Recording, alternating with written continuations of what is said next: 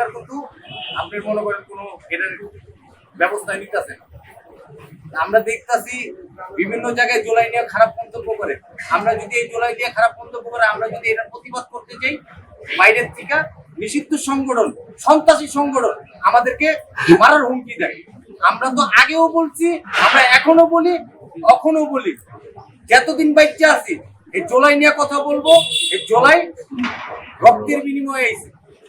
কোন সন্ত্রাসী সংগঠন রে, কোন আওয়ামী লীগের সন্ত্রাসী সংগঠন রে, এক দেশের দালাল রে এই বাংলার জমিনে ছাত্র জনতা পাঁচা গজে তাদের রাজনীতিও দাপন করে দিছে, তাদের নিষিদ্ধ সংগঠনকে দাপন করে দিছে।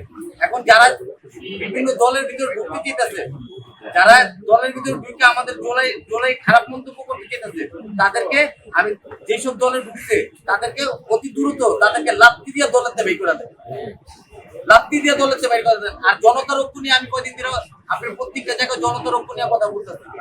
জনগণ যদি চায় এই বাংলার জমিনে খুনি হাসিনার ফাঁসি, জনগণ কইরা ছাড়বে। কোন রাজনীতির দল কোন ফেসিস্টে ফাঁসি দিতে পারে না, আজও পর্যন্ত কোন ফেসিস্টে ফাঁসি দিতে পারে না।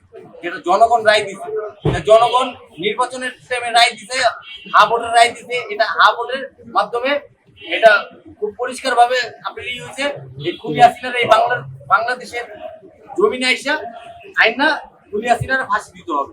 তাহলে জনতার ঐক্য আমরা চাই। কোন রাজনীতির আমরা কোন রাজনীতি দালালি করবো না। জনতার ঐক্য কোন রাজনীতি দালালের জন্য তুলে নেই। জনতার ঐক্য যারা জেনে চাঁদাবাজ এনে জনতার ঐক্য যাবে, জেনে সন্ত্রাস এনে জনতার ঐক্য যাবে। কোন দখলবাজি করবে জনতার ঐক্য যাবে।